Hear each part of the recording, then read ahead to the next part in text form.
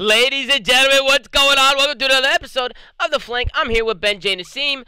What up? We're going to try and get TJ on, but TJ said, quote unquote, I'm not going on that shit show. Correct. So, he didn't say with all due respect, TJ can go fuck himself. All right? Like that. Okay. I thought T-Square was a good guy. The least he could do was give me a poke back and say, no, I don't want to come on. It's not the right time. Instead, he says, Zinni, I'm not going on that shit. That's very disrespectful. I'm no longer calling him T-Squared. I no longer give a fuck. Said whoa in the chat. TJ, it's disrespectful. You know, I thought me and you had a respect amongst each other. Is TJ in the chat? Yeah, he He's said in the whoa. chat. I never said that. He's a T-Squared, I thought I thought me and you had a respect. I didn't cap, but fuck you, Enable. I thought I don't make these rules. I thought there was a certain respect between us, Tej. I guess not. But what are you going to do? You know, sometimes people change. He's on a starting roster now. TJ Haley, ladies and gentlemen, makes his way back to the starting roster. Huke was obviously brought in, a couple weeks ago, Ben? Was it just a couple weeks ago? Yeah. So just a couple weeks ago, man. Just under a month ago, yeah. Just a couple weeks ago, man, Huke gets brought into the roster. I'm not really sure what happened, to be honest. I'll tell you exactly what happened. It's very interesting to me. Okay, you could tell us in a second, Zinni. It's very interesting to me that Dallas got rid of him. Now 100 T's is benching him. So, Zinni, what happened? Well, you see, Thieves were a solid top 3 team, right? Looking pretty damn solid. They bring in Huke, and they drop down to like a top 6, top 8 team, right? So not as dominant as they were. Right there. Once again, I want to reiterate, which I always do on this show, that does not mean Kyler isn't a good player. He just didn't fit in as well currently the way TJ did. So why would you stick it out with a top 6, top 8 team when you can return to your former roster that was top 3, top 4 at the time, and try to move forward that way? And Kyler's still there, right? Worst comes to worst, they bring Kyler back in. Maybe they're working with him behind the scenes, trying to fit him into the system. Who knows? But I think it's a really good move. No, it makes sense. It makes sense. The only reason why I was saying that is because I just felt like it was very soon. Like I felt like did he even have a chance to settle in? You know, like it just felt like it was very fast. Well, with the way the league is set up, like I don't know. Like I said before, there's like no luxury of time anymore. Like you really can't ride it out and hope things get better, because at that point it's like, okay, well now we're in stage 5. So I don't know. I think there's like a time constraint problem, and they've got a different problem. So we've been talking a lot on this show about the standings as Tom go ahead and fixes the overlay, because I'm now a black screen. Calm down, man. It's an emergency flank. This is what happens when production hits the fan. You didn't have to respect. I was going to keep rolling there. But on the Thieves side, like they're sitting on 170 points at 30 ahead of Minnesota, who are 20 a point ahead of Florida. So a 50-point gap for Thieves. I wouldn't say it's like totally desperate times for Thieves, but I understand this move if they feel like they haven't been playing at a top tier level. They're in a very difficult group for stage 4. They have Chicago in their team. They have FaZe in their team. They have Minnesota. So, you know, they can be in a position where they might start in losers if they go 2-3 or 3-2 with the wrong tiebreakers. So, look, like I wouldn't be surprised if we see Thieves tinker with lineups throughout this stage to try and find the set of players. They have the luxury of having one of the deeper teams in the league. Think about it. I mean, they've got Slasher and Tej on their bench, both championship winning guys. They've obviously just picked up Huke. So I won't be surprised if they continue to tinker to find the best lineup. I think their problem going forward right now is they've got to expand their map pool. Teams after the majors started taking Checkmate out of rotation for them and putting them on their maps.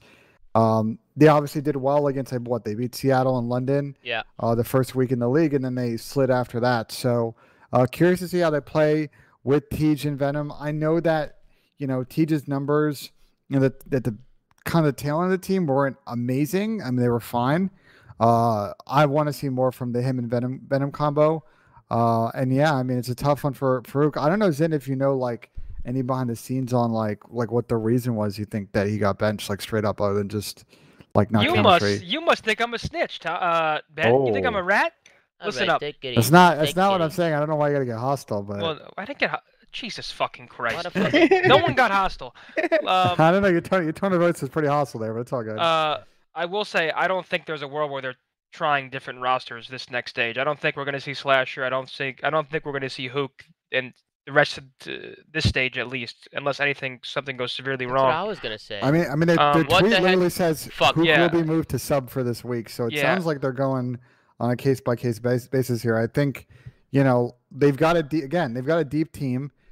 I agree with you. I don't think Slasher would fit in with this lineup. But I won't be surprised if this team struggles. Like, then what do you do? Because you didn't play well with Huke. You didn't play well with Venom and Teach. Do you maybe sub Huke for Venom and you try Huke and Teach as your subs? Like, they've got a lot of options on how they can run this. They have a lot of options. Jordan Kaplan, a.k.a. JKap, a.k.a. Coach K, came out and said, "We haven't been seeing the same level of consistency as a team, and with Stage 4 starting, we decided to make the tough call to bring TJ back and improve upon where we last left off with him." It's just interesting to me because where's Huke's future from here on out? What is he going to do? You think they're just going to keep him on the sideline, just maybe use him in the future, or do you think Huke is trying to play? Because I heard with Huke, with the whole Dallas situation, when they had him on the bench, I heard the same thing, that they were going to keep him on the bench, maybe bring him back into the future if they weren't seeing the same results. But Huke himself did not want to do that. I don't think I think he might have felt a little disrespected being on the bench. And you know Huke, man, he wants to play. Here's the problem. I think the team that bought him in Thieves was one of the very few teams that were willing to pay for him. I don't see any other teams that he would want to go to willing to pay for him right now. New York's off the table. FaZe is off the table. Optic's off the table. Ultra's off the table. It's like, where does he go? The only team I can think of is Florida, and I don't see Florida dropping that fucking bomb to buy Huke. So I don't know. I don't think Huke's going anywhere. I think they bought Huke for him to be like a long-term player on Thieves, and I'm not sure if this changes much, but I don't see him going anywhere. It's very mind-blowing to me that Huke is being tossed around like this. I mean, did we ever think in a million years in the beginning of the year you'd see Huke going from Dallas to 100T and now getting a bench on 100T, which, keep in mind, has only been, what, a couple weeks? Granted, they had been having better results with TJ, and they were looking really good. That's why I was a little confused why they picked up Huke in the first place, because I thought their team was finally in the right direction. It was one of those things, right, where people felt like they couldn't pass up on Huke, so 100 Thieves just went out and pulled the plug and bought him right away. But obviously, what JKap said, they're just not seeing the same results that they were seeing. I thought they were going to give Huke a little bit more time to settle in, but we are running out of time, as we said on multiple shows. I'm curious to see. I was actually watching TJ yesterday in 8s, and he was doing his fucking thing. I was gassing him up. He looks really good. It looks like he's, huh? I'm sorry. I'm sorry for cutting you off, Tom. Listen, speaking of 8s, I'm out of here. It's been real. Love you guys. Go to show, guys. Go to show. Later's in. Yeah, he was looking really good yesterday. I was watching him in 8s. I know a lot of you guys were in here during the 8s watch party. Listen, we reached out to TJ. He said I'm not getting on that shit. That's word for word what he said. So I'm gonna be honest. You know, that hurts me a little bit. I thought I had a better relationship with T Squared, and it looks like you know, my man TJ was disrespecting me a little bit. So unfortunately, I do not think we'll be getting the little guy on here. But Ben, anything else you want to say on this whole situation other than personally? I don't think it's a bad move. I just think I just never predicted any of this. Honestly, I never predicted any of this. I thought they were gonna pick up Huke. I thought they were gonna give us some more time. I felt like they knew the potential, the ceiling that they had with Huke, and I thought they were just gonna give it a chance, even with the shaky performances that they just had. Now I feel for Huke because I don't know where Huke's gonna go, and I just feel like it's crazy to me that a superstar player like this is being tossed around to different teams, and teams don't want to play with him. It's weird. I mean, two things. One is I agree with Zen. I don't think he's going anywhere. I think it's a long-term project, and they gotta figure out how to fit him in their system. And I think the second thing for Huke is like, this is now two top organizations that he's found himself on the bench. I'm not sure what the issue is. If it's a work ethic thing on his end, if he's just not a good chemistry personality fit, if he's just making, you know, we always know that Kyler's kind of a roaming, not necessarily like a system player. You kind of need to build your system around him. So I wonder if, you know, he's just not making the plays they wanted to make, and it's detrimental to their team system. He's going to have to kind of figure out how to be a team player, I think, Tom. I think he'll get another shot with this lineup, probably down the line, and I disagree with Zen. I think that could likely come this stage. But very curious to see how Thieves kind of go week to week here. Nah, I mean, now it just makes things even more interesting. Yeah, you're looking at Zinny's tweet. That's a good image. Who tweeted that? That was Methodz. Methodz tweeted All right, this. The one thing I was going to say is, because Ben brought up a good point, is like they've already swapped around TJ and Kyler, right? Yeah. And I feel like with stage 4, the major, like what everyone's playing for as of right now, Hmm. if they show a poor performance there, more specifically like Venom, like I'm a big Venom fan, but like Uh-huh. if he struggles, especially on land, because like Tom, it's really hard to play your first LAN event and like do good because it's a really big learning experience. I feel like it's the first tournament just to get yourself like in the rhythm and the how different it plays. So like I feel like if Venom plays poorly or if the team plays poorly, like you could see Kyler come in for LAN events too, like going into stage 5 and champs, Uh-huh. like that's where the big money's at the LAN events, and we all know what Kyler provides, especially on the stage, like. Because I know everyone's made this argument about like online and LAN, but Kyler is one of those outliers that shows that he can drop a 1.3 online and Uh-huh. a 1.3 on LAN. So I Yeah. mean, you could see that with like who going into LA Thieves and like uh, performing on the major side instead of like it being online. Yeah, it's just I don't know, man. It's just so weird to me. Like, is this not weird to you guys? Is this only weird to me? Like, I just feel like everything's happening so W- fast. We haven't. So two things are happening. One is with this format, you're going to have these microcycles where a team like Thieves that is not sitting at the top of the standings is going to be pushing to make changes so they can figure out how to get back there. Hmm. And I agree. The second thing is this is I haven't seen this a lot with a top player. We've never seen a real superstar level talent be on a top team, get benched, get traded. The team he joined doesn't play well, and then he gets benched. Like that is definitely weird, and I definitely wonder what's going on with Kyler. I think he's a good enough player to turn around, but again, as I highlighted earlier in the show, like I just wonder if there's just some mechanical things that he has going on that's preventing him Something's from really fitting in. And something's got to be happening here. I mean, this is two teams now, two top teams that don't want to play with a superstar player like Huke. This guy literally won the world championship last year, and talking to Clay and talking to some people on Dallas last year, at least the Huke was like their do it all guy. He was like that. He was calming well. He was playing well. He was a great teammate. So He now was I'm their just trophy smoke player. yeah, And he their was trophy fine. smoke You know how player. hard that was? Like it's just so mind blowing to me, as Nameless would say. but could I say something Of course, on Hook? that's what the show is gotta, for, like, Ben. I want to. This is a little bit. This is gonna get a little in the weeds, and I want to preface before I go on this path that I think Hook is a tremendous talent, like one of the most mechanically gifted, like talented players we've ever seen play COD.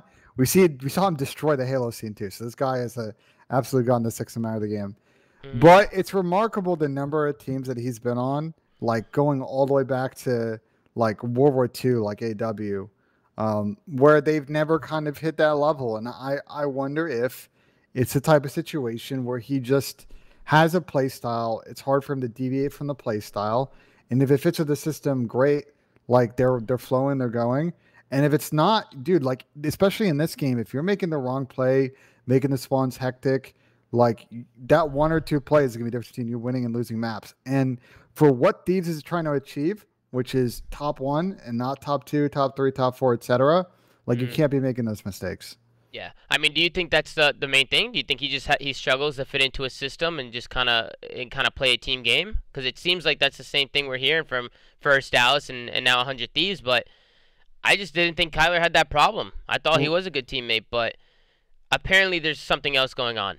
There's something else going on. Texting around to people, Tom, I think the sense is that watching their gameplay, Uh-huh. especially last stage, it felt like they weren't as cohesive as a team. And sometimes you know that who's going to make those aggressive plays, but like if they're not in coordination when you're making a pinch and they're trying to stay alive, you're going to fuck up the spawns. You're going to mess up the flow. You're going to get the team in an inadvantage situation because the chemistry is not there. And so I wonder if the calculation on the thief side is like we're just not all on the same page. We're in a tough group. Let's get TJ in because TJ is going to spawn up and go the right way on the mini map.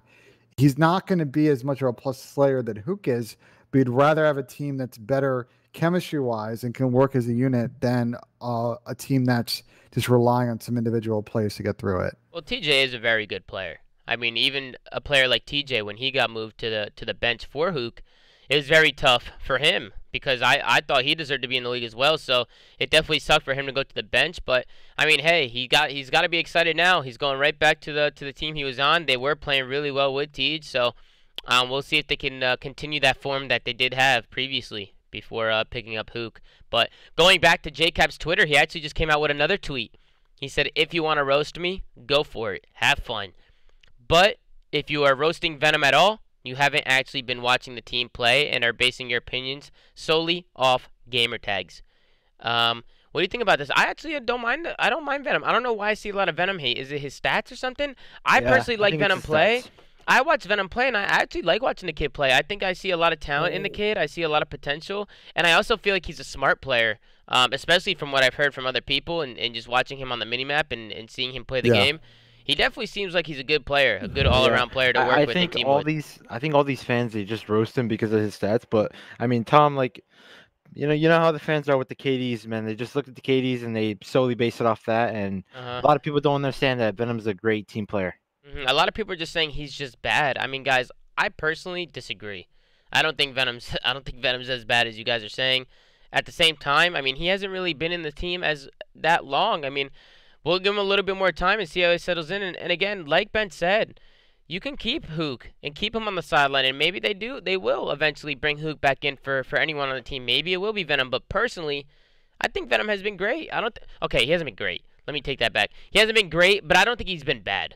I think I want to ace him. I'm curious because he's okay. He's okay. You've been put in a similar position as he has, right? Rookie coming to the league, playing the entry position. Like from your POV, and I know you may not want to tip a lot of tactics and strategy in this game. Like, what is your like thought process on sort of where Venom's at? Like, where do you think are areas that he may need to improve? I just think like he's kind of struggling with the same thing I was struggling in Black Ops 4 is like everything is just coming so fast to him. I feel like on a competitive side, and he's not like I don't think he knows how to play correctly for himself so much more than for the team. Like I think it's really complicated, but at the same time, I still think what he's doing on the map and what he's doing for the team is way better than what people see in his stats. Like he's being a really good team player. His comms are really good. He's obviously giving 100% every day, and I think that's what 100 Thieves, like the camp, appreciates from him. And he's a great SMD player. So I mean, I just think like everyone's talking about his stats and why it's bad. But I mean, I was in the same position on FaZe and we were winning. But it's like one of those positions, Ben, where like if you have a negative KD and you lose, everything's on you. But if you have a negative KD and you win, people won't say things about you, and you kind of cast it out to the outside. But you know in yourself that you're doing good stuff for the team. So it's like it's a tough position, but that's what you gotta take as a role player, as a team player. I mean, that's how it's always been, right? I mean, it's always been like that. If your team isn't doing well, people are gonna look at the stats, see who has the lowest stats, and usually then they'll cook you. Usually you get cooked, right? Those are the players that are looked at. With me, I think Venom, he's definitely needs some work, as well as a lot of players in the league. And I also think that Venom is still young. I mean, he just came into the league this year. When did he come in? Like a month or two ago? How long has Venom even been in the league? I think it's been 6-7 weeks, maybe. 6-7 weeks, and when they had TJ Haley with Venom, they were frying. They were doing great. They looked like a great. The 100 Thieves was finally getting some good results. They looked promising. Obviously, they didn't pull through and win any events, but they were playing absolutely horrible before they picked up Venom and Draza and really made that switch to change up the team, and then they really start turning things around. So, listen, we'll continue to keep close eye on Venom and all the other guys on the team, and obviously we'll give our opinions more as some of these matches play out and just kind of see where things go. But I don't think it's a bad idea to get this roster back in action because, like Zinni said, I mean, they were performing before they brought in Kyler. Bring in Kyler, and maybe something was off. Maybe something wasn't working. And the only thing that really bothers me is just Huke's ceiling and his potential, and the fact that he's not in the league, and the fact that he's getting tossed around like this. It's like, what now for Kyler? Because I could see 100 Thieves selling him somewhere else. I'm gonna stop you right there. Tom. I agree with Ben. I think it's a long project. You'll see with like how well the team performs. Like if they do bad, if they do good at the stage 4 major. Like I understand. I think that Kyler will come in later in the future for LA Thieves. Like I think even if they had a buyer for Kyler, I don't know. I personally wouldn't just sell that great of a talent. Here's what I will say. 2 things. One is like. I have a lot to say on that, but go ahead. I think Thieves is invested for the long haul with someone like Huke. again, they're a newer org relative to some of these other traditional orgs. And it seemed like a Dallas or a FaZe. And when you get a piece like this, you try and make it work. The second thing is, I don't think other teams now seeing the situation's been benched on two of the top teams in the league. I don't think there's a team out there that's going to pay even close to a number and be willing to take that risk if it clearly hasn't worked out with two really good teams with two great coaches, by the way, Cap and Rambo. So that's kind of my POV. The only reason why I'm saying this is because, Ben, you're saying that he struggles to do certain things, right? And he struggles to work in a system and all this stuff, and he's making mistakes on the mini map and Krim is saying it and stuff like that. So 100 Thieves just blew hundreds and thousands of dollars on him. That's it. They just blew hundreds and thousands of dollars on him. They're gonna keep him on the bench, and maybe yes, they might bring him back in. But if he has these problems, like you guys are saying, and Dallas got rid of him, and now 100 Thieves is bringing him to the bench, even if they don't get all the money back that they just spent for him, they might try and make their somewhat of a buck back. That's the only reason why I'm saying that. They might give. Listen. I'm still talking. They might give it a week or two to go. They might give it a week or two, maybe a month, right? Just see how the roster's doing, and maybe bring Huke back in. But after a certain amount of time, they're gonna look to sell the guy. They're not gonna keep the guy if they're not gonna use him. Why keep him on the bench? There's not gonna be a buyer out there. And on the Thieves side, like they have been in weird positions like this before.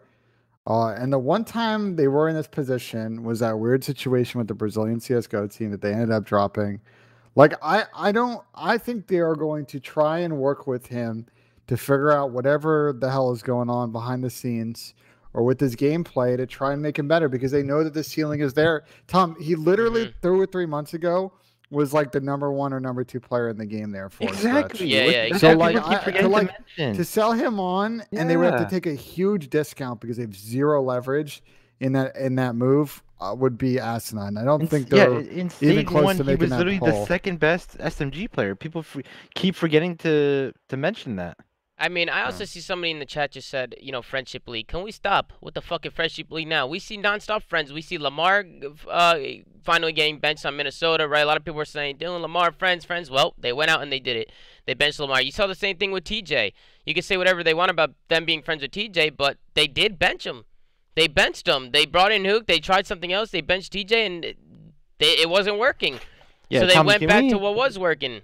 Can we talk about this whole, like, how all these fans are now going at Cap as the coach? Like, if you pull up that Looney tweet, like, yeah, it looks bad when you just see it on paper, but, like, man, you gotta, like, the fact that this coach is literally, like, going out and actually having the balls to try to make this team work and try all these different options, like, you gotta tip it. I don't know why everyone thinks it's such a negative thing. Like, imagine if they kept that Donnie, TJ, Kenny, Austin roster the entire year with how toxic everyone loves to mention. Like, any other coach would have had no balls to try to bench Slasher, but guess what? Cap put his foot down and was like, dude, we need to make a change. We need to get better. And that's what I just hate, how no one's like mentioning that. And everyone's just saying, oh, Cap, you're the worst coach. Look at who you've benched so far this year, blah, blah, blah, blah. Like, I just think it's ridiculous that you're going at the coach. One other thing, Asim, and just like many esports orgs, Cap is not the only one making decisions here, guys. They have an executive team. They have a board. They get involved with big personnel decisions like this. Let's be honest here. Kenny's probably making most of the decisions here, right? We're putting on Ken's shoulders like that? No, it's not on Kenny. I'm not saying Kenny's saying, I want this, I want that. But nobody knows more than the superstar player on the team. It always comes down to that. That's how COD's been for years. That's how it's always been. As well as the coach. The guy watches over the mini-maps the entire day. I'm saying, Tom... Him and Kenny definitely know more than any other player. It's not just the players in Cap. And there's other people in the room. Mud Dog, I'm sure Nate gets involved in these decisions. They have other executives that definitely are going to weigh in on big moves like this. Right, they're going to weigh in, but it all comes from Kenny and Cap for the most part. Let's go. Let's be honest. Draza and Venom are going to put in their input. Okay. And for the most part, Kenny and Cap are going to talk about what they want to do. They're going to go back to Draza and Venom. I think that's fair to say. Talk to them. They're going to talk about it as a team, and they're going to make decisions as a team and what they think is best for them.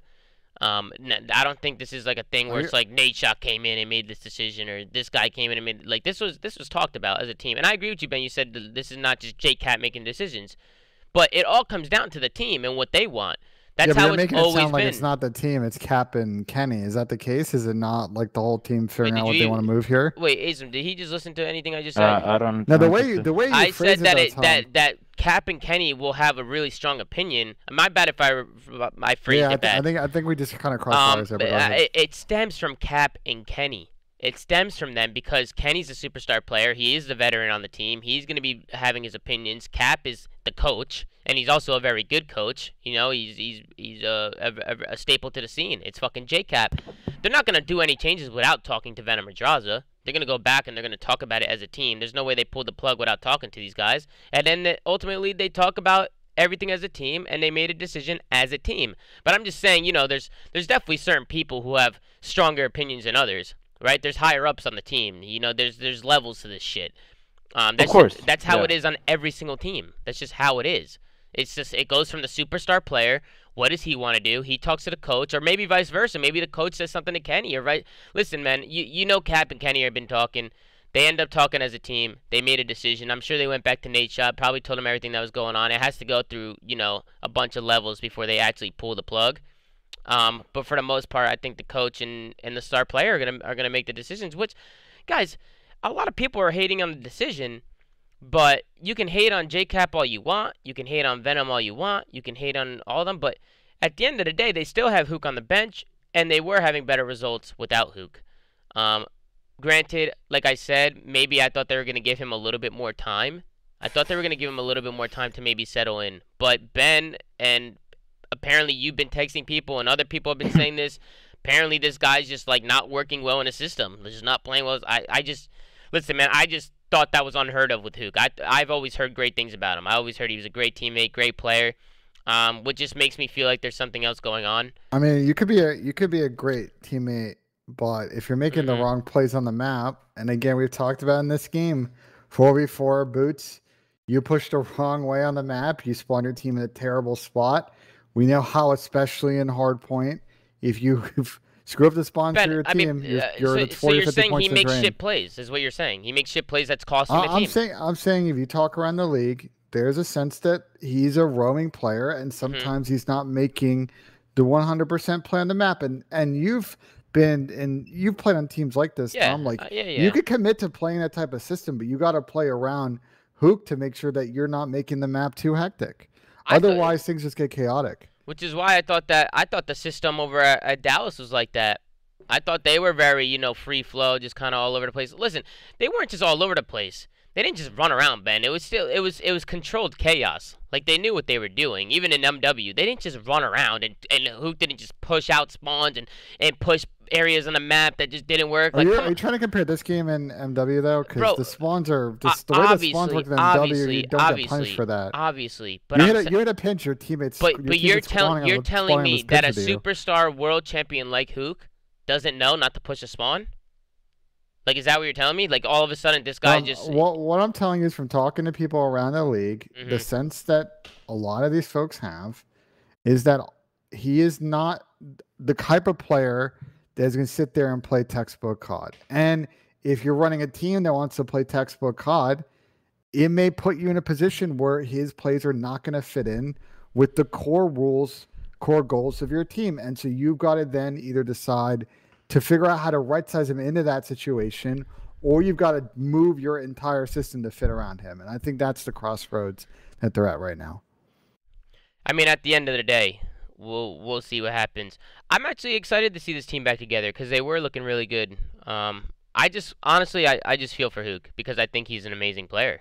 And I just didn't expect this. I just didn't expect this at all. But I feel like we're talking in circles about it. I see Enable's in here. Is he here? Here. Yo, what up? My food got here. I was eating my food. What's poppin'? Nah, you're good. Did you see this coming? Did you know this was a thing, or is this kind of news to you? Because I don't know if how involved you are, like with the team and everything. I mean, I didn't see it coming. I don't really talk to the guys on like their team changes and even just how they're doing. You know, It's a little surprising, just because you guys were talking about it. Like Huke is a player with unlimited potential, right? One of the most talented players in Call of Duty. But at the same time, they weren't getting the results that they were hoping for. And like Ben said, Tom, I think you know, we teamed with Kyler years ago, and he's always been a player who he's not going to be like the most fundamentally sound player, but his like raw talent and his ability to take over games is his huge positive. But with LAT is like they would have to change their whole system. Yeah, they're a pretty fundamentally sound team with the 4 that they had, and it's just like they don't have time to do that. Like you have to build a game plan around Huke, in my opinion, for your team to be successful. You can't just plug him in to whatever system you have. So basically, like what Ben just said, right? You Yeah. guys are saying the same thing. I agree. I kind of agree. The only reason why I disagree is because I just thought Huke wasn't like that anymore. I thought he really improved his game. I thought he was just a little bit better than that in terms of his decision making around the map. Like we said last year, Asim, how he was like the trophy smoke, how he was just the do it all. That's what I thought. All over I the thought place. the same. Like you finally figured it out. Yeah, like I thought Huke was just, let's be honest, like good as fuck. I thought he was fucking nasty. So it's just like that's the only reason why it's weird. MW was COD though, Tom. I think that's what like. Yeah, it obviously wasn't. It was a way different game. There's obviously you could get away with stuff, right? I mean, this is a Treyarch game, right? You got to play the game the right way. You got to play at a consistent level. So you got to make sure you're taking the right routes, doing the right thing as a team. I completely get that. I just thought Huke would be able to do that. I didn't think that was a problem for him. I thought he would have been fine to fit into a system, but clearly there's some other problems going on. If now first Dallas and now 100 Thieves. I think Huke can definitely benefit a lot of teams in the league. I'm going to be honest. I think a lot of teams are complete shit. So I think Huke can definitely benefit it. And like I said, I can see 100 Thieves maybe just cutting their loss and selling him, even if they don't get him back for the same amount. At least they make some money back.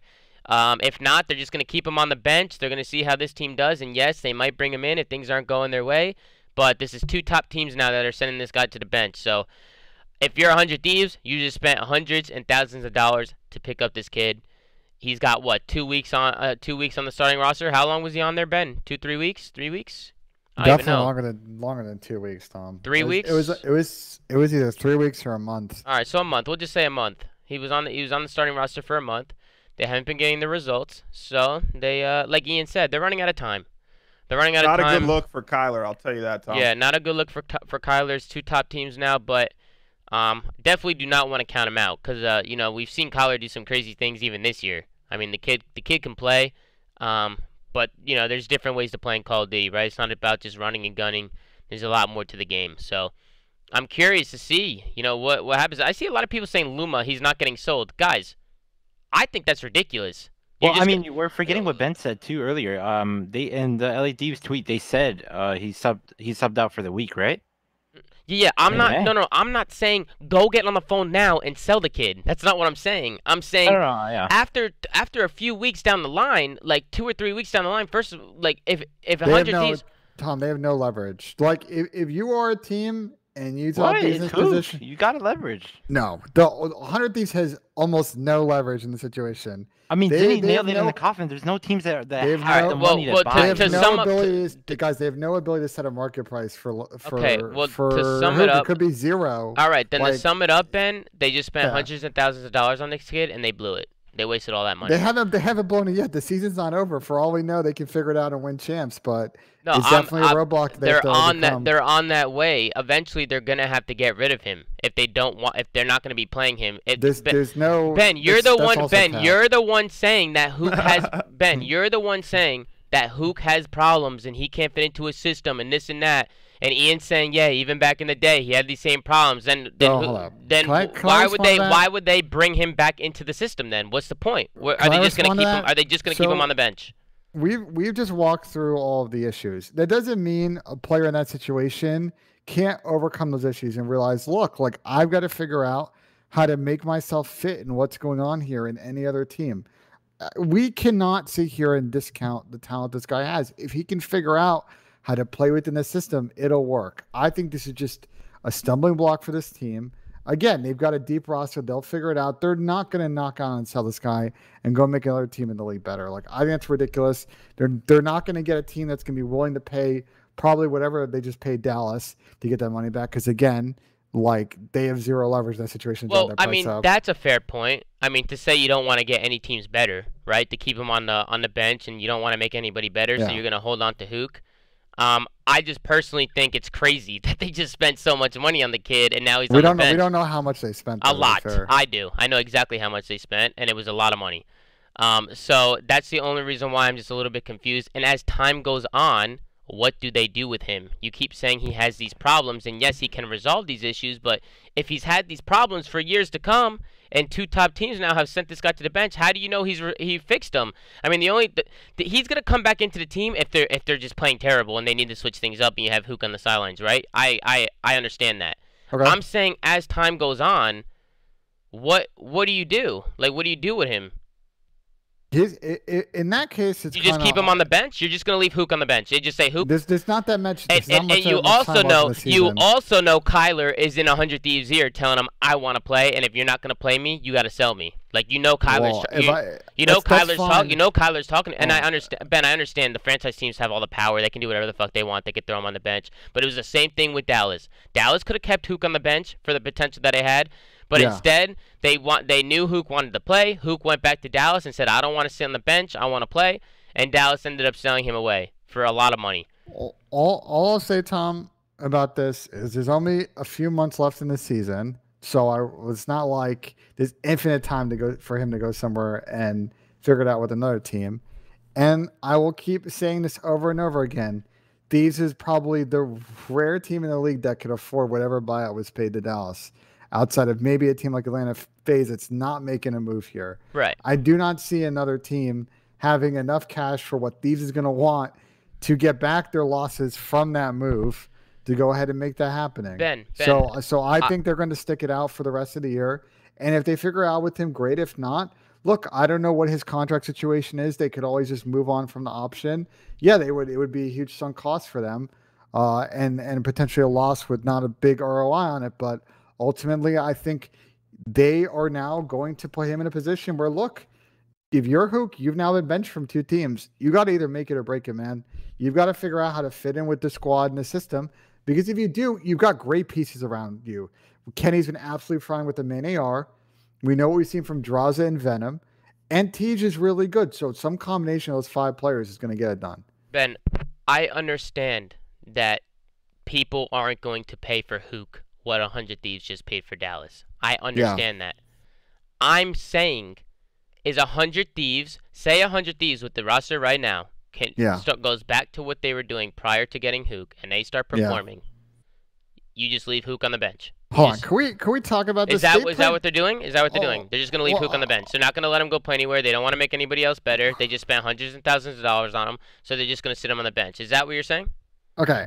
That's all I'm asking. It's just like I wanna also talk about something that doesn't get talked about. Can we talk about the teams they beat in that couple of days? Yeah, they went on a run, but these are the teams they built that beat in that span. They beat LA Gorillas, who we have talked about time and time again on this team. Our thoughts about LAG. They beat Paris, who were not very good at the time.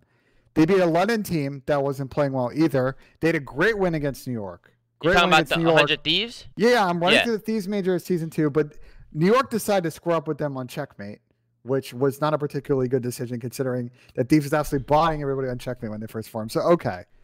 They lost to Toronto. They got 3-0'd. Ultra ended up winning that event. So, okay, not a terrible loss. They beat Seattle again the first week. Seattle, terrible team at that point. And they beat London again, a team that was still struggling at that time. Then they made the collar change, and then they started losing. So it's not like they went out here and outside the New York win. Like, it's not like they had a bunch of signature wins. So my some point is saying is, like, to say that they're going to go back to the same level they were with Tej, like, teams have adapted to their map pool. Teams are not going to score up with them always on Checkmate Hardpoint. We just lost, and we could talk about on the show. Checkmate S&D is now out of the picture. They may not end up playing Checkmate Control as a team. So we have to see if they figure it out. But no, I mean, and listen, it's a good take. Yeah. I agree with what you're saying. And guys, I know they beat Optic, but Optic was also struggling at that time too. That was a decent win out of them too. But ultimately, you know, they lost to Florida, they lost to Toronto, and they lost to FaZe in a game 5. It was a close one. But ultimately, we got to see with time what this team can do with Tej. I'm not totally convinced that this is the best 4 for the team anyway. And we're also in a mega tough group. This is the only reason why I'm so confused. Is because you're saying that there's potential for Huke to come back in, right? Keep him on the bench because there's potential for him to come back in if 100 Thieves is not seeing the results. Is that what you're saying? Right? Absolutely. Exactly. If he can be willing to play in the system. But if he has all these problems, Dallas got rid of him. Now 100 Thieves picked him up. They moved him right back to the bench. You're going to bring him back. How do your problems get solved? You had him. You tried him out already. It's not working. Yes, he can resolve. It's not. Wait. What I'm trying to say, Tom. I'm just confused. I'm confused. Can I explain where I'm coming from? Go ahead, yeah. Two things. One is, again, they are going to get lowballed by every team that wants to buy him out. If I were any team in the league, I'm offering Thieves like $50K because ultimately the price of Kyler now has gone way down in the fact that he's got benched on 2 teams. Yeah, so it's gone. It's probably cut in half. These would have to grind. It's probably less than that. Yeah, you're probably right. Dude, it's gonna be. You have to grind out that fee like it is going. Like Thieves do not have the cards in their pocket to go ahead and figure that out. And the second piece of it too is he's got to figure out as a player what is he doing in his current situation. Because if he's not in a team that's built around him, he's got to figure out how to work with the pieces around him. He's either got to make it or they're going to move on from him at the end of the season. And that's the box that he's in. And it's truly up to him to figure out what he wants to do going forward. So how does he make it? Does he play through challengers? Is that his next step? Go play in challengers? Go play with some amateur players? I mean, I think it's absolutely ridiculous that we're talking about Huke going into challengers. I don't think he's playing challengers. How does he prove his point? How does Huke prove his point that he's resolved these issues and he gets back into the team? That's an internal question. You better ask. Internal, yeah. You got to ask Cap that because I don't think any of us can speak to that. I mean, let's just use common sense here. How the hell are they ever going to realize if he's resolved his issues or not? The only way they can do that is if they watch him play. And where is he going to play? If you're going to keep him on the bench at 100 Thieves, you're not going to see him play anywhere else. The only thing he could do is play through challengers. They're not going to throw him into scrims. They're definitely not going to do that. They might throw him into scrims. No, they're not. No, they're not.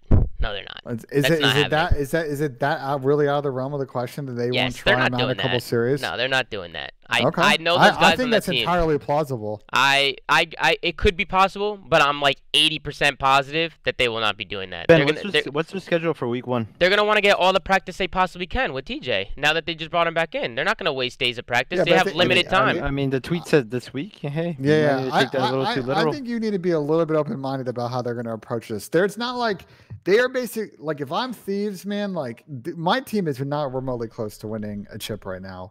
So we need to figure out the combo of 4 players and then give them the time to grind because we got plenty of time between now and chance to figure that out. So I think all options are on the table. All like combinations of these players, probably other than Slasher, are on the table. If you toss in a scram, you're tossing Kyler in, and then you're trying one with Thieves, like so be it. Try it. And again, I've tossed this out on this show. Maybe they try a 5-man roster. I know you both shit on me every time I mention that, but maybe that's the way to figure it out with this team. And to your point, Asim, about who they play this week, pulling it up, it looks like they play Seattle. They only have 1 match this week, it looks like. I think they're playing Seattle on Saturday. Listen, I see a lot of Lumas coming in tonight. And listen, it's fair, right? I have my own opinions, and people don't have to agree with them. And it's fine if nobody agrees with me. I personally just think a lot of the things you guys are talking about is not going to happen. I know how pro players are. I know how a lot of these people are in the scene.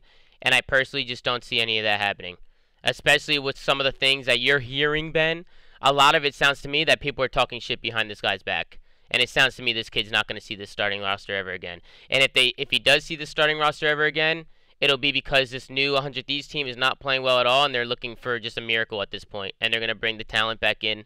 They're going to bring Huke back in and hope that maybe his talents can just push him to winning a championship or some shit. You know what I'm saying? It just seems like, to me, personally, 100 Thieves just blew hundreds and thousands of dollars, and they're not going to use this guy. So, yes, they can let him go on the bench.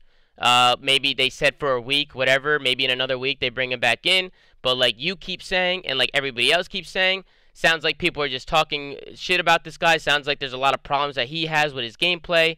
And that's what you keep saying. That's what players keep saying. So I don't understand why it's like such a possibility that he comes back into the starting lineup with everything that I'm hearing.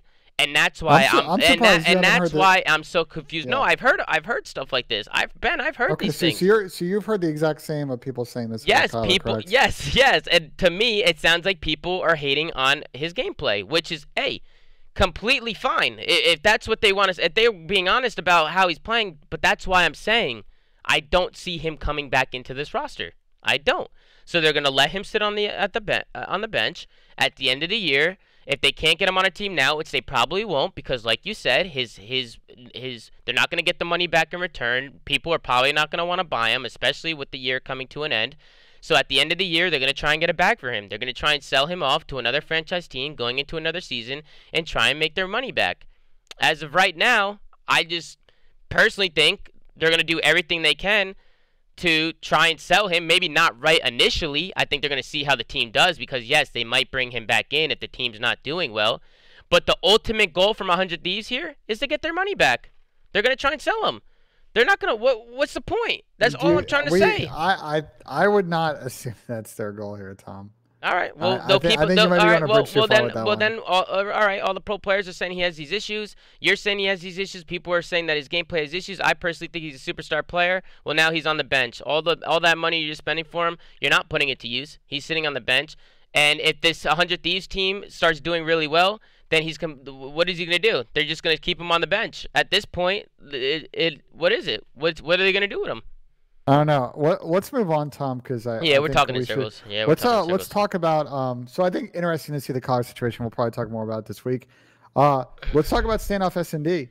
So yeah, I actually have it right here. Boom, we're going into Standoff, Ben. Yeah, so what I had heard is that obviously that spawns are a little bit effed up on Standoff Hardpoint, and I don't know this for a fact, but I assume that's why they haven't made that swap.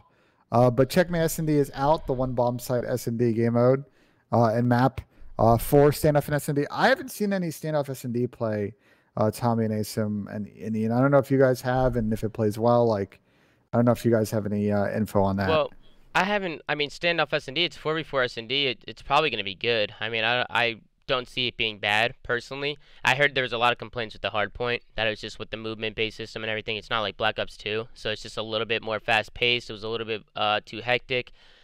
People just really didn't enjoy it.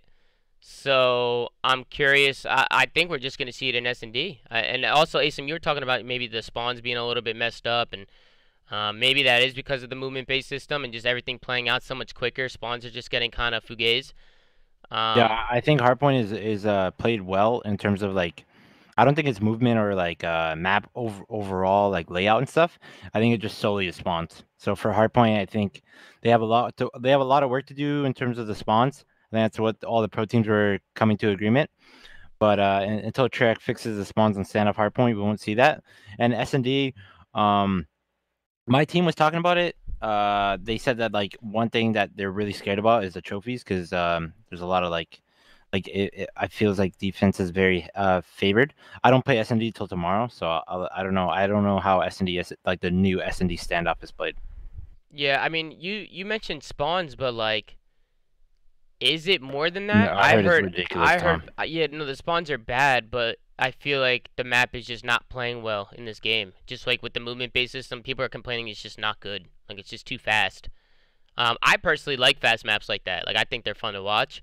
But it definitely is a little bit hectic. I think it's fast because people are literally spawning 2 centimeters away from each other. So that's probably why everyone's saying it's so goddamn fast. I'm literally witnessing people spawn literally right next to each other. Yeah. So no, the spawns are terrible. But at the same time, like with the movement-based system and everything, like it just makes the map seem smaller than what it was. Like in Black Ops 2, you didn't move as fast. Like you can't hit the ledge slides and the slide cancels. Right. You can't move throughout the map as fast.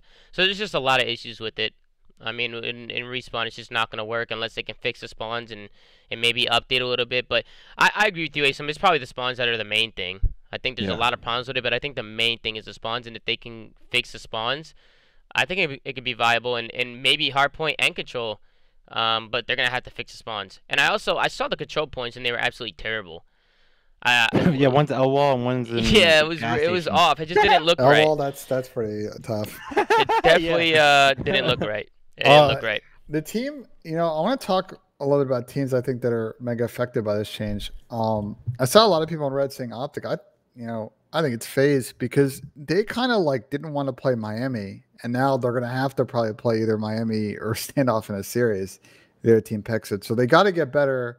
They got to either be good at this map, so they can stop playing Miami, so they can continue to not play Miami, or get good at Miami and then if they struggle at this map, they can just ban it. So they're the team I think that probably is affected the most by this. Optic hasn't played Optic. I don't think Checkmate S&D has made it into a lot of Optic series recently, correct? Checkmate S&D? Is that what you said? Correct. I don't know. What are the stats looking like? How often are they playing Ben, it? I think you're right about that. I think a lot of teams. People also think Optic also auto beating Miami is interesting. Then, so this is another thing for Optic. If they're not wanting to play Miami S&D, they're now going to have to get better at either this map or be really good at Miami. Otherwise, they're going to be in a situation where they're going to have a tough S&D map in every series. So interesting to see what teams do with this. Last time Optic played Miami was in Stage 1 against FaZe when they got 6-0. I mean, what you're saying that Optic needs to get good at this map or they're screwed? Is that what you're saying? Any team that auto vetoes Miami. So there were a couple of teams that didn't play a lot of Miami, and those teams were good at Checkmate. Checkmate is now out. Standoff is in. If you are not good at Standoff, you need to be good at Miami because you can't ban both maps in a series. Ben brings up a good point because there's 5 maps. Point. So like you can't have 2 bad maps if you're in a veto process.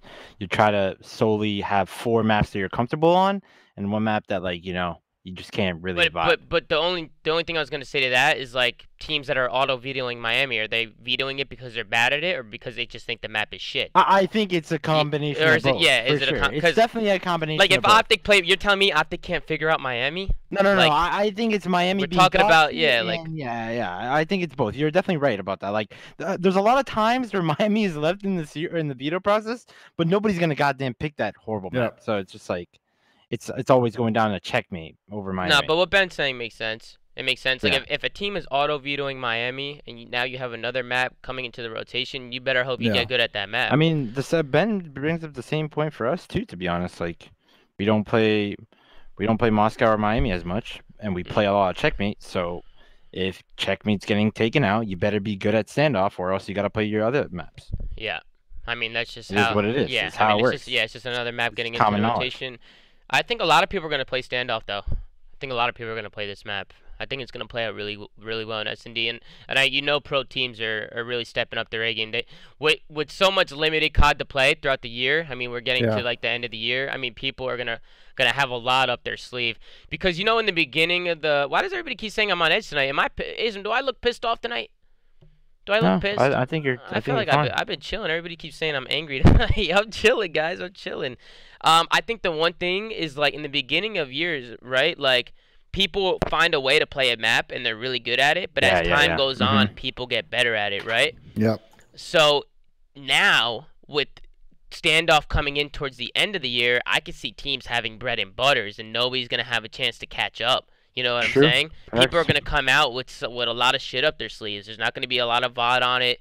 A lot of people are going to go into private match and kind of play the map how they want to play it. And I think that's what makes it so exciting. It's just a lot of people are probably going to play it differently. And people aren't going to be able to copy each other or try and like improve on that map, right? So I think Standoff, it's very rare that we get a map added in like this. When was the last time we got a map added in like this towards the end of a year? In AW they did it, right? Yeah, you had Compound. They've done it in a lot of games. They've done it in a lot of games, but snowy S&D map. Drift. Yeah. Bro, that map was so shit. Comedy map, bro. That map was so bad. Yeah, no, that map. World War II. I see people saying World War II. Yep. So Valkyrie, yeah. And we had some great Valkyrie games. We did, we did. I'm just saying it changes the game a little bit. And it just makes things a lot more exciting. So I'm excited, man. I'm happy that they added the map into the rotation. We've been talking about adding Standoff in for a while now.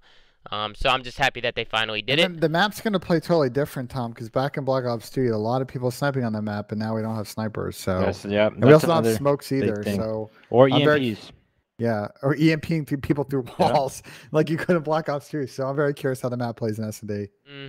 And then other than that, I mean, we have some scheduled matches coming up. Ben, I don't know if you want to talk about any of these, but I'm down to talk about them now that we're here. We'll talk about the Thursday games. So yeah, we Thursday got two games matches. Are interesting. Paris versus FaZe, Florida versus Toronto. Guys, I think we'll agree that first one, Paris versus FaZe. I know they played a long time ago, and the series ended up going to 5 games, although it was the last game of Stage 1. Oh, wow, that was a long time ago. I don't think Paris have a particularly high chance in this series. Maybe they might sneak a map, but I do think FaZe will end up probably winning this one. I mean, I'm just gonna straight up say I think FaZe and Toronto are coming out winning those matches. I mean, I feel like FaZe and Toronto are just in a tier of their own right now. I think Florida has potential to maybe hit their ceiling coming towards the end of the year, but what exactly is their ceiling? They've shown a lot of inconsistencies throughout the year, so I just personally think FaZe and Toronto are too strong. But I don't know, Asim or Ben, if do you think Florida can upset Toronto? I think we could both agree. We can all agree that FaZe is probably going to take down Paris. But what do you guys think about this Toronto-Florida match?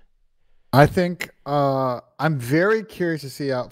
I think I said this on one of our shows that Florida's kind of my team to watch. They got smoked in back-to-back matches in stage 3.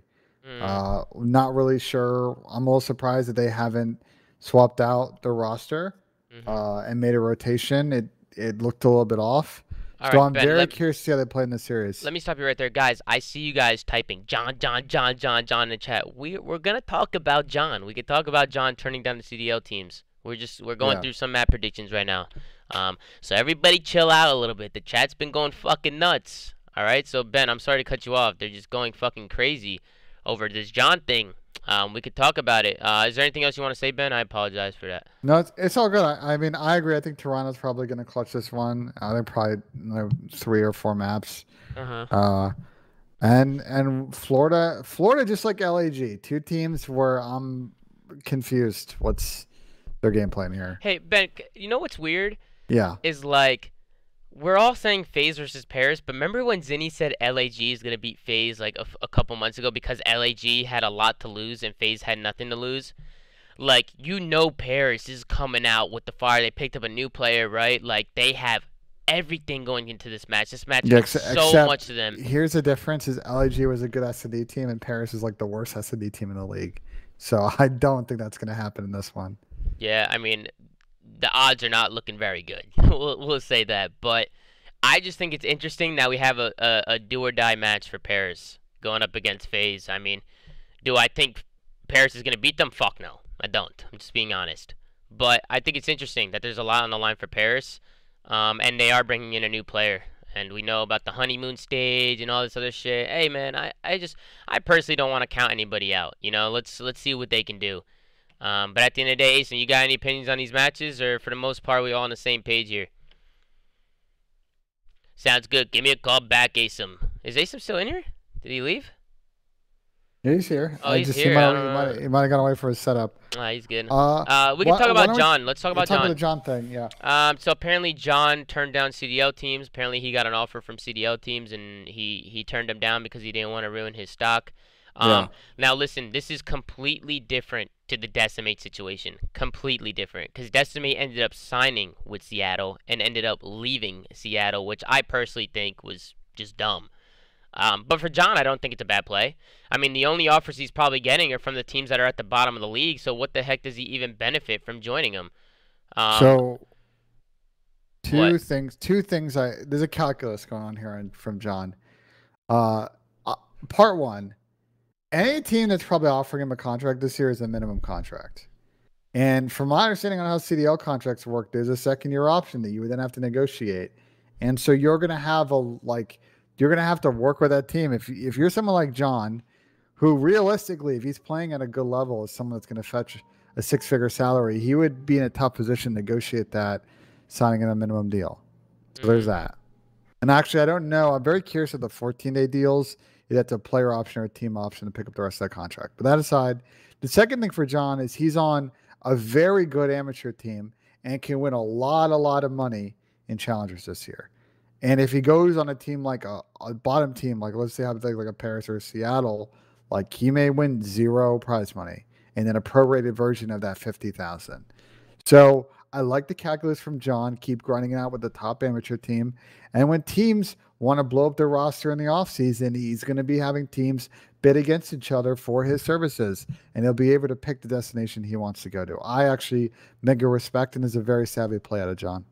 Yeah, no, I like the play. I think it's a good play out of him. Do you compare it to the Decimate? Do you think it's the same situation? I think it's very No, different. they're totally different I agree. situations. I see a lot of people saying, how's it different? I think they're completely different, to be honest. I think Decimate, if he's going to commit to joining a team, he might as well have just stayed on that top team. Oh, welcome back, Asim. I tried talking to you, but sorry. you're I'm back. gone. No, I just asked you about the predictions, but, I mean, we moved on. Yeah, Toronto phase, like, you know, it is. But yeah, I do agree. Like, Tom, I think you know my opinion on it. Like, What? With the John thing? We're talking about John right now. With John and Decimate, like, Yeah. I feel like if you want to get back in the league and you want to be on a really good team, Mm-hmm.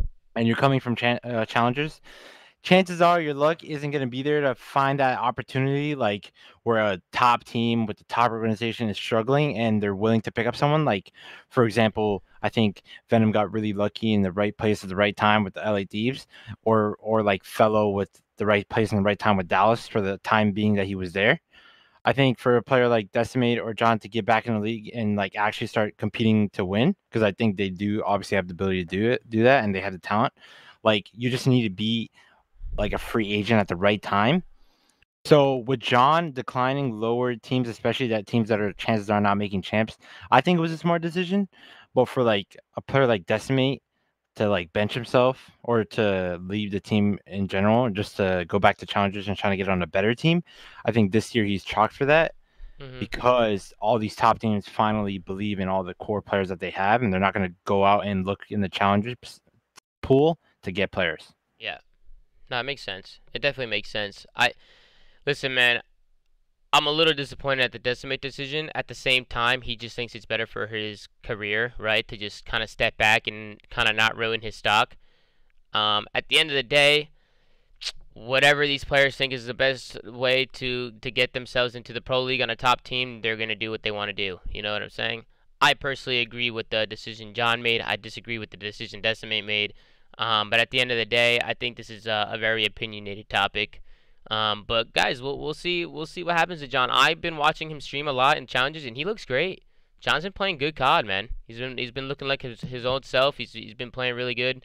It's been super exciting just to watch him back in action, just doing his thing. Yeah. Actually got some tweets being fired up here under the JKap tweet between Maven. Maven said to JKap, to his tweet, "It's clear there are issues that people may never fully understand. You've had to deal with a ton of tough situations this year. Ignore the ignorance."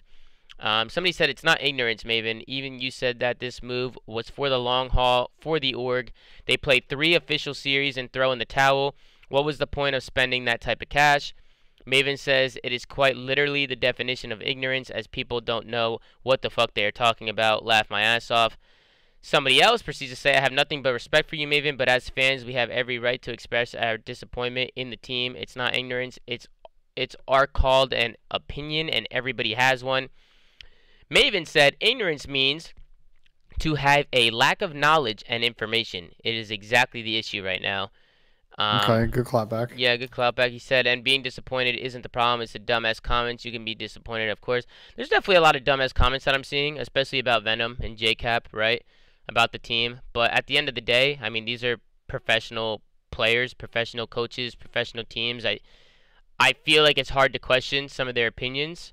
But at the same time, like, listen, man, I don't think anybody, the fans are going to want to say what they want to say. You know what I'm saying? Like, at the end of the day, we're just talking about COD. It's all opinions. Tom, sorry to cut you off. If you want to go ahead No, you're and finish good, that bro. thought, but pull up what Slasher just tweeted, and we can talk about that for a second, and then I think we can Call it take a some day. questions and get off. Take it Yeah. a day and call it a day. What did he tweet, man?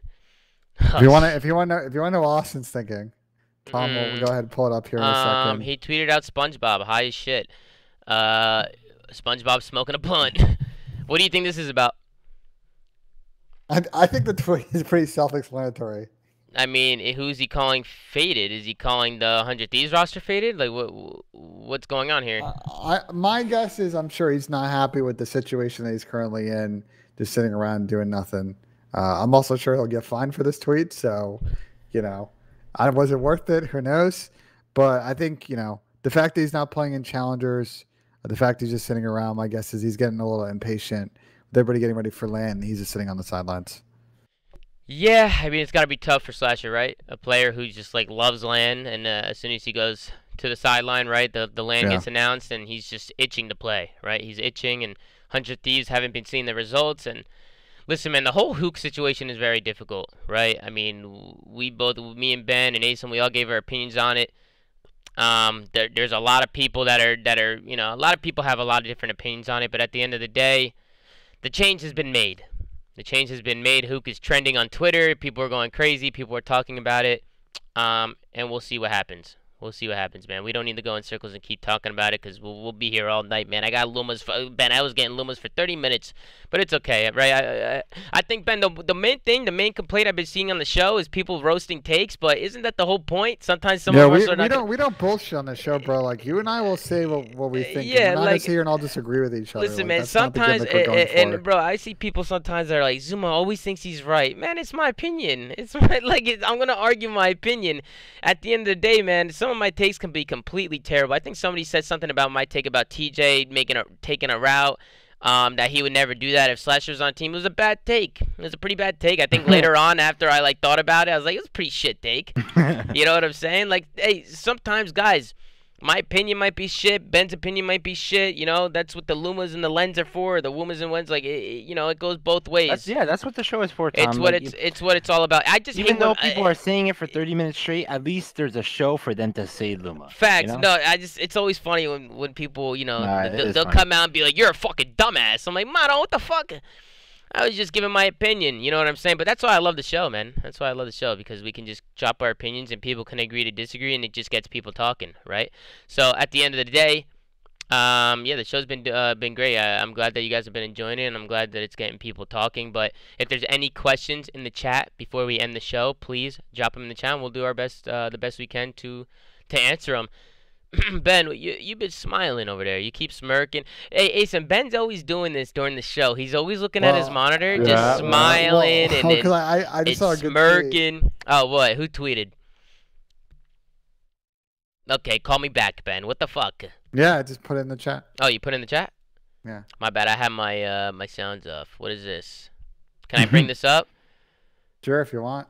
Okay.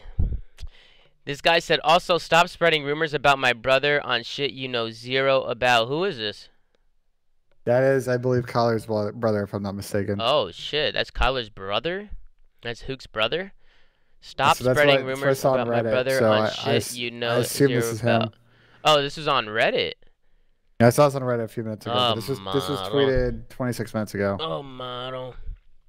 Looks like shit's in the fan, ladies and gentlemen. Looks like shit's in the fan. We're seeing a little bit of drama here. But this crazy. People are crazy on Reddit. This has 0 likes and who the fuck? This is on Reddit, Ben?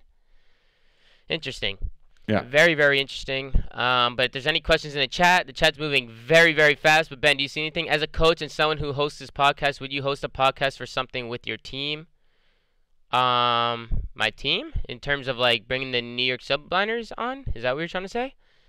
I think they just have other priorities, man, than to try and make a podcast with those guys. I think they have other stuff that they're focusing on. Are you good at foosball? I am really good at foosball. I am. I played foosball growing up good question. With my uncle, with my family. Italians, we love our foosball, man. I got a foosball table. I've had this for years. There's definitely a lot of tricks to foosball than people think. There's actually a right way to play it. It is a fun game. It is a fun game to play, and my uncle taught me a lot. So shout out to my uncle Andrea. He actually passed, but a lot of good memories playing with my uncle on that table, and he taught me a lot, man. He taught me a lot. So I have a question, Tom. Yep. This is from Soap. It wasn't sent to chat. This was DM'd to me. It's a question for Asim. Asim, are you nervous going back to LAN since you're really good online and really average on LAN? No comment. Wait, he said Asim's really average on LAN? Yeah. That is according to Soap. Did I miss the show? Oh, it's No, Soap. the show's about to end. What's up, Ian? Welcome to the flank. Let's go to Ian. Hey, how you doing, man? People, damn, bro. People want us to talk about this Texas LAN clip. I mean, dude, Dude, I really don't want. I'm gonna be honest with you guys. Guys, I'm gonna be completely honest with you. Eyeballs, Tom. Listen, man, I'm going to be completely honest about this clip. I don't even want to show it because I think it is a horrible look for the Call of Duty fucking scene. cringe, bro. I think it is cringe. I think it is a horrible look. I think it is mind-blowing that you have people standing up yelling at each other, running across the stage. I saw somebody run into a table, monitors went flying to the floor, and shit and I'm like, dude, come on, man, this is just not good. But here, give me the clip. You want to show the clip? You gotta show it. You gotta. Now we gotta show the clip. Now we got to. You got the clip, then? Don't do it, bro. Don't. We got to, Dick. We got to. Dick, I gotta find the clip, dude. Find the clip. Drop it in here. See, Joel's already on it, man. Joel's already on it. He dropped it in the chat. Is this it? Oh man, dude. Here it is, bro. Gotta watch Just this not a shit good look, again. Tom. Gotta watch this shit again, man. All right, let's take a look, guys. Shout out Crown this week, boy. 2 and 7. I'm the best on land. You fucking suck. Don't forget it. Tom, I would not fist bump him. That game. No way, no shot.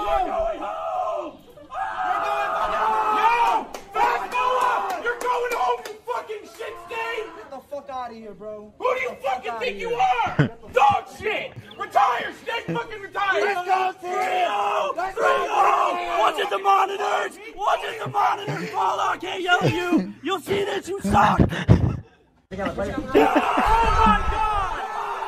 So cringe, man.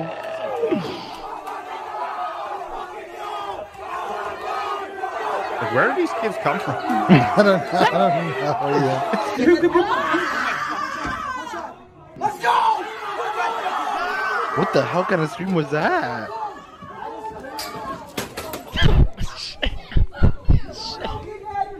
I knocked the monitor off, dude. Like, down. Come on, man. come on. What the fuck were you saying we were gonna Yo, I don't know if I can take this fucking serious, Tom. Hold on, it's still going. You fucking suck! You fucking suck!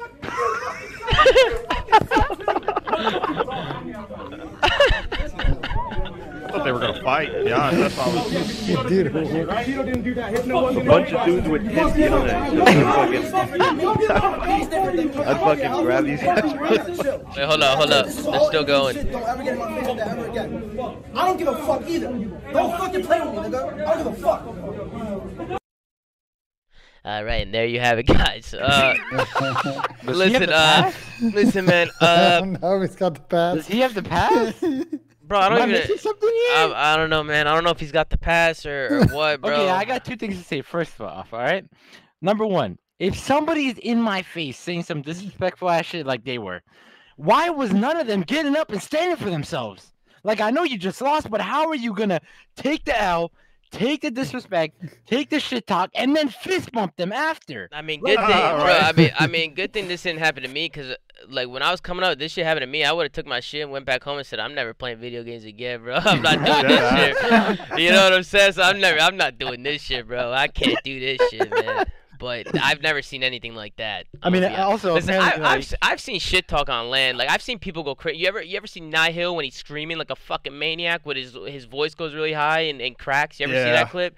Like I've seen clips of people like getting crazy and screaming at each other, but nothing like this where they're getting in each other's faces and like, bro, this guy has his mask under his chin, like spitting in this guy's face. I'm like, dude, what? This is fucking. I don't know weird. how people thought it was funny. I like that shit was. I don't think it was.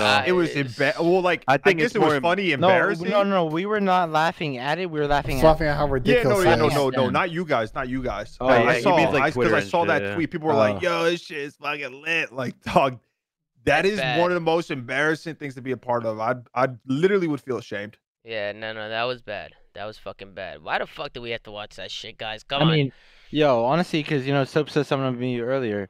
Fun fact, at Vegas, we beat a full Spanish team, and Soap screamed, "Get the fuck out of here! Go back to your country!" And I was like, "Oh, Who shit, said Soap. that? Calm it down." Soap did. Oh, Soap. Let's get a whoop in the chat for a shit talk. Soap is just fucking nuts too, bro. Soap's another one who's fucking crazy. Tom, you But- were a little fucking crazy Lying yourself on my back in the name, I day. didn't say that. Stop capping. Well, yeah, you did. buddy. Yeah, you no, did. I didn't. Good try. I was there. Soap Okay, did say. All right. See, now he's lying. Is Soap All right, let's get a capping? lope now. Is Let's he get a lope capping? now for lying. Really? I mean, I personally don't think. I personally think what you just said, Asim, is a huge lope. I think that's a terrible roast. Go back to your country. 100% Like facts. I think that's terrible. I think that's stupid. Wait, That's when have stupid. I ever been one to back down from whatever I've said in my life ever? Never. that I would is admit true. that shit if I All said the that, time. because that is some Literally all funny the time. shit. But All I the did not time, say Ian. that. All the time, Ian, you know. Literally all the time. Yeah, cap. Listen, man. I guess we'll just end the show on that one, bro. End the show. Fucking shit. This guy, look at it. Like Look, to lie. bro, I'm watching this shit back again. This guy's running into the fucking monitor. Look, there he goes. He's going for a spray. He almost fell. Look, he hit the monitor. He goes, oh shit, and it just kept running. I was like, one thing I can respect, Tom, is I don't know if I've ever been that hyped in my life.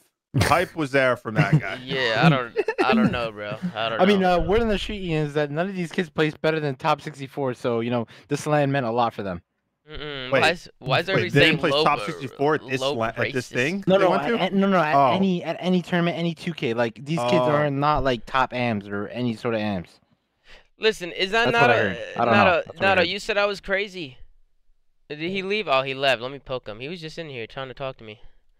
Let me get his ass back. I was crazy, but I wasn't. What's good, boss? Nato, you said I was crazy. You were crazy back in the day, Tom. Not when like, you not, first like, started. not, like not, that. not like I don't these think like fucking that. guys. You think No, I no, was no, like not these like them, guys? Not like them. No, but Come you on, did. Come on. You did have some rage in you when Nameless was shit talking you. And Yeah, I Ghost. used to You go did. tell him to go fuck himself. I mean, that's completely different than what these guys are doing. And I say, Bro, would use- Nihil wasn't even No, like that. 100%. and I 100%. never I ain't never got, piece of I shit. never even got up and screamed at people like this. I would just fucking let the gameplay do the talking, bro, and then say what 100%. I had to say. You know what I'm saying?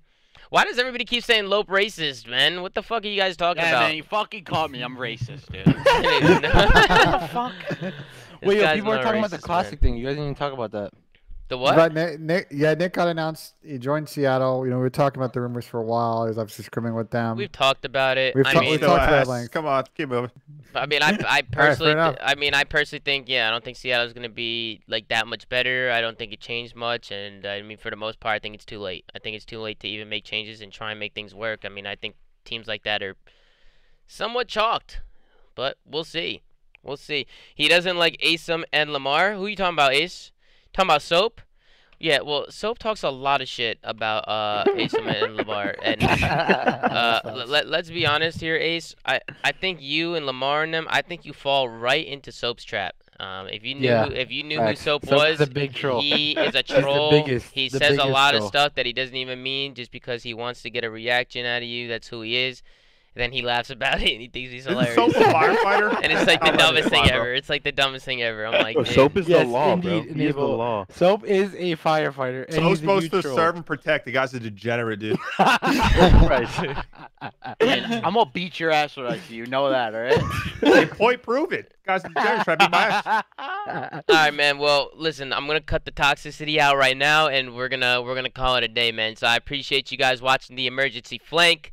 Like I said, man, I know a lot of people have different opinions on this Huke situation, so keep in mind, they're just opinions, man. It's just opinions, Facts. and we can all share our own opinions.